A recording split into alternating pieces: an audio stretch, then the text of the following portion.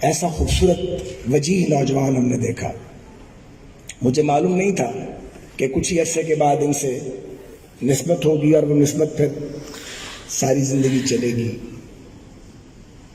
حافظ صاحب سے میں امیر جماعت سے اجازت لوں گا اور کوشش کروں گا اختصار کروں، لیکن چند منٹ مجھے چاہیے ہوں گے. میں اسٹیج سیکرٹری صاحب سے ڈرتا ہوں کیونکہ وہ بار بار کہہ دیتے ہیں.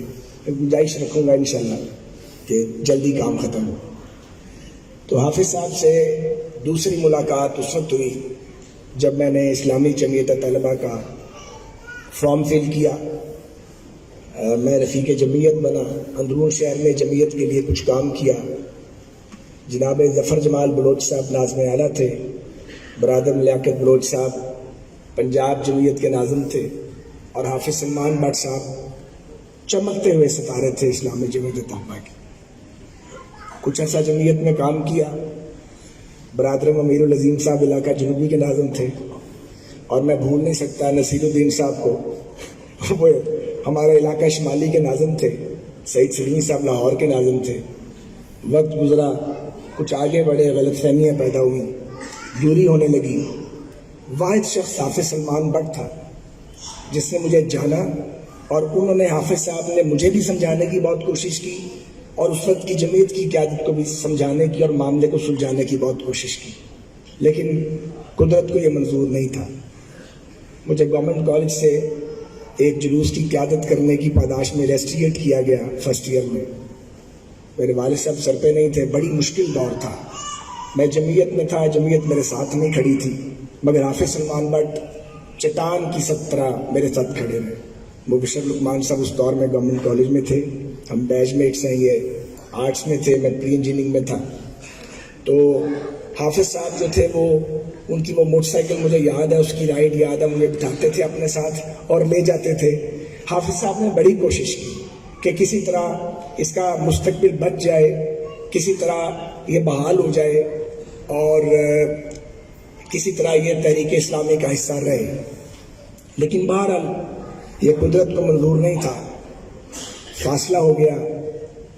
مجھے کبھی نہیں بھولتا گورنمنٹ کالج لاہور کا وہ کوریڈور جہاں اچانک حافظ صاحب کا اور میرا آمنا سامنا ہوا. ہم سیاسی طور پہ بہت دور ہو چکے تھے، میں ایم ایس ایف کی بنیاد رکھ رہا تھا.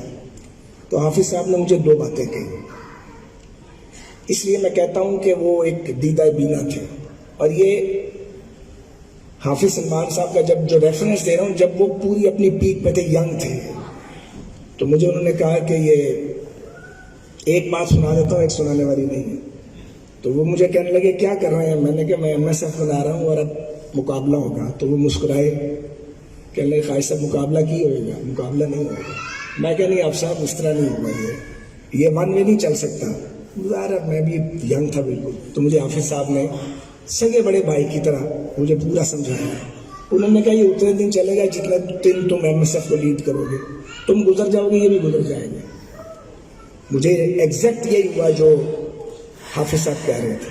اور ایک دو انہوں نے نصیحتیں کی جو میں نے اپنے پلے باندھ کے رکھی ہمیشہ، آج تک باندھی ہوئی ہیں. وہ وقت بھی گزر گیا، ہم حلیف بھی رہے اور حریف بھی رہے، اور دونوں چیزوں میں شدت رہی. کئی سال آپس میں بات چیت نہیں ہوئی. پھر وقت آگے بڑھ گیا، چونکہ یہ باتیں، یہ وقت ہے اچھے لمحے یاد کرنے کا. لیکن محبت جو تھی دونوں طرف وہ کبھی ختم نہیں ہوئی. حافظ صاحب بہت عزت کرنے والے آدمی تھے، اور حافظ صاحب بہت نرم دل آدمی تھے، اور بڑا درد دل تھا ان کے اندر. میں اس بات کا چشمدید گواہ ہوں، میں نے کئی بار یہ دیکھا ہے. وقت آگے بڑھتا رہا، آئی جی آئی بن گئی. میں مسلم لیگ کے باغیوں میں تھا، اپنی پارٹی میں تھا اور ریبل تھا. 88 کا الیکشن آ گیا تو ہمارا حلقہ، ہاں 85 کا پہلے الیکشن آ گیا. حافظ صاحب قومی اسمبلی کے لیے کھڑے ہوئے میاں صلاح الدین مرحوم کے مقابلے میں. میری والدہ ایم پی اے لڑ رہی تھی اور میں ایم ایس ایف کو لیڈ کر رہا تھا. اصل میں تو الیکشن نہیں لڑ رہا تھا. حافظ صاحب نے پہلی تقریر کی جس کا ذکر ابھی کچھ لوگوں نے کیا. وہ تقریر سننے والے یہاں اس ہال میں بہت سے ساتھی موجود ہیں. اور پہلی تقریر میں حافظ صاحب نے کام کھڑا کر دیا، اٹھا دیا.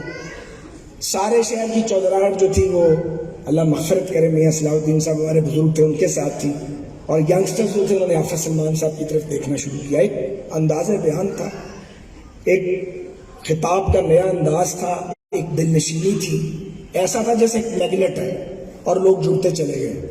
اور میری اب ظاہرہ جمعیت کے ساتھ بڑی ٹینشن تھی اس دور میں تقریباً میرے آخری دن تھے ایم ایس ایف کے، نکل رہا تھا. تو آپ یقین کریں کہ میں نے چھپ کے ایک دو جگہ حافظ صاحب کی تقریر سنی اور چھپ کے میں نے وہ سارا نظارہ دیکھا. اور میں نے اپنی والدہ مرحومہ کو گھر آ کے کہا کہ حافظ سلمان کو کوئی نہیں پکڑتا. انہوں نے کہا وہ کیسے؟ میں نے کہا پکڑا ہی نہیں جائیں گے. تو میں نے کہا وہی پکڑے جائیں گے، یہ حافظ صاحب یہ برج گرا دیں گے، میں آپ کو بتا رہا ہوں. تو بہرحال ہم اس وقت حریف تھے. عدنان مفتی صاحب بڑے اچھے آدمی ہیں، وہ ہمارے مقابلے میں تھے جماعت کے، میری والدہ محترمہ کے. جس دن وہ گولی چلی ہے بارود خانے میں، تو میں بھی ایک سائڈ پہ خاموشی سے واچ کر رہا تھا کہ حافظ صاحب کا الیکشن ٹیکٹ کیا ہے. تو سارے منظر میری آنکھوں میں محفوظ ہیں. خیر 85 گزر گیا، پھر میری ملاقات بھی ہوتی رہی مختلف جگہوں پہ. 88 آ گئے. 88 میں آئی جی آئی نے حافظ صاحب کو ٹکٹ دے دیا وارلڈ سٹی سے. میں نے بھی پارٹی ٹکٹ کے لیے اپلائی کیا ہوا تھا. جماعت لیڈرشپ سے اس وقت بنتی نہیں تھی. میں نے بھی اپنے کاغذ جمع کروا دیے یا شاید دوبارہ لکھوا دی. اب میں انتظار کر رہا ہوں کہ کوئی آئے اور مجھے بٹھائے. تو مبشر صاحب نے بٹھانے والا نہیں. تو بڑی پریشانی کہ اب کیا کریں، الیکشن لڑنا نہیں ہے. ہم تو اس چکر میں تھے کہ کوئی آ کے بٹھائے گا.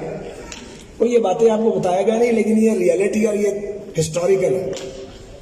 تو مجھے کچھ سمجھدار لوگوں نے کہا کہ بھائی یہ الیکشن نہ لڑنا، پارٹی فارغ کر دے گی. اب پارٹی میں رہنا بھی ہے اور کوئی آپ کو بٹھانے کے لیے نہیں آ رہا.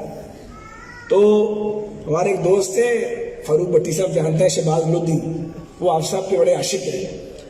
تو شہباز لودھی صاحب نے کہا کہ فرنج کریے کہ ان کی کریے. میں کیا دسو کروں، آپ صاحب نے مشورہ کر لو. آپ اندازہ کریں، بول چال نہیں ہے، ملاقات نہیں ہے سالوں سے. تو خیر شہباز لودھی صاحب ریٹیگل روڈ گئے، آپ سب سے بات کی. رات کے 12:30 بجے میرا وہ دروازہ جو تھا اس کی وہ کھٹکھٹایا گیا. تو حافظ صاحب اکیلے کھڑے، میں کہ آ جاؤ جی. سالوں کے بعد ملے. It hardly took 5 minutes. تو ہم پھر پہلے اس کی طرح ایک پیج پہ آ گئے. تو مجھے حافظ صاحب نے کہا کہ تم فکر نہ کرو، میں سنبھالتا ہوں سارے معاملے. اب حافظ صاحب نے جا کے شہباز شریف صاحب کو کہا کہ جی وہ ٹکٹ مجھے دے دیا ہے، کھڑا سعد رفیق کو کر دیا. حالانکہ انہوں نے تھوڑی کھڑا کیا تھا. شہباز صاحب نے کہا انہوں کھڑا ہی رہنے دے. انہوں نے کہا کھڑا رہنے دے، کیونکہ وہ اس سے کیا چاہتے تھے کہ فارغ ہو جائے. تو حافظ صاحب بڑے پریشان ہوئے کہ اب اس کا میں کیا کروں. تو حافظ صاحب نے کہا کہ آپ کے لیڈرشپ جو ہے وہ تو کہتی ہے کھڑا رہنے دو. پھر میں نے انہیں کہا کہ تسی بھائی صاحب نے گل کرو، کیونکہ بھائی صاحب ہمیں سمجھتے تھے. سو مختصر یہ ہے کہ شہباز صاحب سے تو بات نہ ہوئی، وائن صاحب سے حافظ صاحب نے بات کی. وائن صاحب آئے اور ہم نے ہار حافظ صاحب کے گلے میں ڈالا. اور میں فرنٹ لائن پہ کھڑا تھا حافظ صاحب کی اس کیمپین میں. اور جو ایم ایس ایف سے ریلیٹڈ لوگ تھے وہ ناراض کی، یہ تم نے کیا کیا. میں نے کہا بھائی یہ کوئی نظریاتی لڑائی نہیں ہے ان کے ساتھ میری، یہ حالات کا جبر تھا جو ہم ایک دوسرے کے سامنے آ گئے تھے. تو وقت آگے بڑھتا رہا، لا تعداد واقعات ہیں، میں اس کو کرٹیل کرتا ہوں. اس کے بعد تعلقات بہت اچھے ہو گئے، پھر دوبارہ قریبی ہو گئے، کبھی کبھار ملتے بھی تھے. میں آپ کو بتانا چاہتا ہوں 2002 کا الیکشن اور اس سے پہلے 2001 کا الیکشن. ابھی مشرف کے خلاف اپوزیشن کا الائنس نہیں بنا تھا. تو جماعت اسلامی نے بھی 2001 کے بلدیاتی الیکشن میں سیٹیں جیتی، پاکستان پیپلز پارٹی نے بھی جیتی اور پی ایم ایل این نے بھی جیتی. اب انہیں ملائے کون؟ اور جنرل مشرف کا دور جبر. تو جماعت اسلامی لاہور کا جو دفتر ہے لٹن روڈ والا، اسے ہم اپنے دفتر سمجھتے تھے. حافظ صاحب میرا خیال ہے اس وقت امیر جماعت تھے لاہور کے، نائب امیر تھے، ٹھیک ہے، مگر سیاسی امور کے سربراہ تھے. تو خیر ہم نے بات چیت شروع کی اور ایک ٹرائب پارٹی ارینجمنٹ کیا. ابھی یہ اے آر ڈی نہیں بنی تھی، ابھی یہ بعد میں بنی. ہم نے اے آر ڈی پہلے ہی بنا لی لاہور میں. تو اس کا خوبصورت پہلو یہ ہے کہ جماعت اسلامی ضلع ناظم کے لیے امیدوار نہیں تھی. اور حافظ صاحب نے کہا کہ آپ اور پیپلز پارٹی فیصلہ کریں، آپ کے ووٹ زیادہ ہیں، ہم کوئی ٹاؤن لڑا دیں گے اپنے کسی آدمی کو. میں نے اپنے لوگوں کی شکلیں دیکھی تو میں نے سوچا کہ یہ ووٹ تو ہے نہ، جو کھڑا کسی نہیں ہونا. ایک کال آئے گی ادھر سے کینٹونمنٹ سے، بندے لیٹ جائیں گے، دوسری طرف بھی یہی حال تھا. مجھے اچھی طرح یاد ہے کہ میں نے پرویز ملک اور ایاز صادق صاحب سے مشورہ کیا اور میں نے حافظ صاحب کو 1 منٹ بعد ذرا میری بات سنیں. حافظ صاحب نے مہربانی کی باہر آ گئے دفتر سے, جماعت کے دفتر میں میٹنگ ہو رہی تھی, قاسم ریاض صاحب بھی تھے, چاند صاحب بھی تھے. تو میں نے حافظ صاحب کو کہا کہ حافظ صاحب وہ ضلع ناظم آپ ہی لڑ رہے ہیں. کہتے میں تو امیدوار ہی نہیں. میں کہ نہیں, آپ ہمارے امیدوار ہیں, ہمیں آپ کی ضرورت ہے, آپ مشکل سمجھیں, یہاں کھڑا کوئی نہیں ہوگا سے آپ کے. تو میں نے جب ریکویسٹ کی تو مجھے کبھی نہ نہیں کرتے تھے, مان گئے.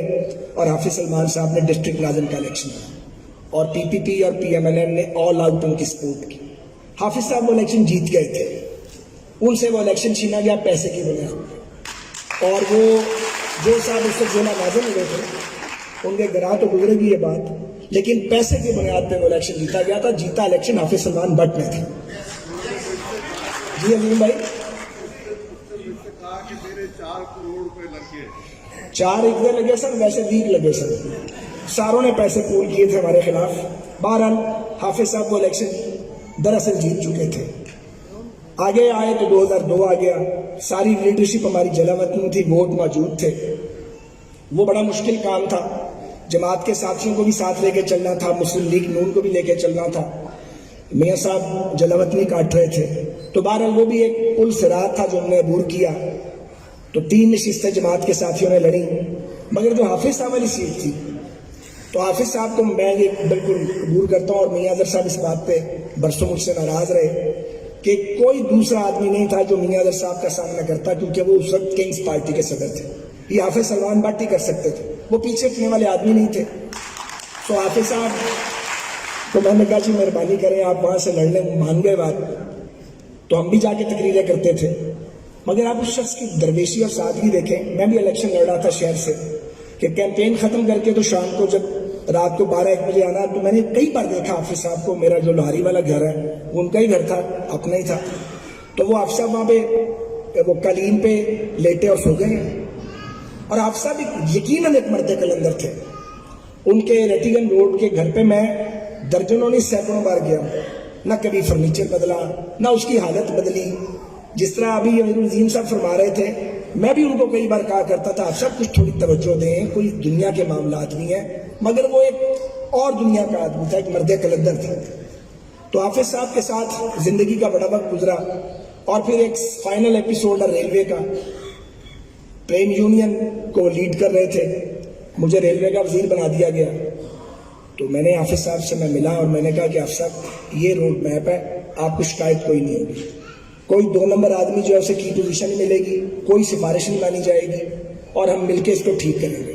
میں اس بات کی گواہی دیتا ہوں اور اس بات کی شہادت دیتا ہوں کہ پاکستان ریلویز کے ٹرن اراؤنڈ کے لیے حافظ سلمان بٹ صاحب نے جو سرپرستی کی اور جو رہنمائی کی, وہ کوئی دوسرا نہیں کر سکتا. اور ہم نے مل کے 5 سال میں 15 سال کا سفر طے کیا. تو باتیں تو ان کی ذات کے بارے میں بے پناہ ہو سکتی ہیں. بہت سے واقعات ہیں جو مجھے اچھی طرح یاد ہیں, قربت کے بھی, دوری کے بھی, محبتوں کے بھی, خفگیوں کے بھی. لیکن بہرحال حافظ سلمان بٹ صاحب ایک ایسی شخصیت تھے جو ہر نظریے, ہر جماعت کے لوگوں کے لیے وہ قابل قبول تھے. وہ ہم سب کے دلوں کی دھڑکن تھے. اور جب سلمان بٹ صاحب کے بارے میں کوئی بات کرتا ہے تو پھر ان کی ذات صرف تحریک اسلامی یا جماعت اسلامی تک یا ریلوے تک یا فٹ بال تک محدود نہیں رہتے, وہ ایک آفاقی حیثیت اختیار کر جاتے ہیں.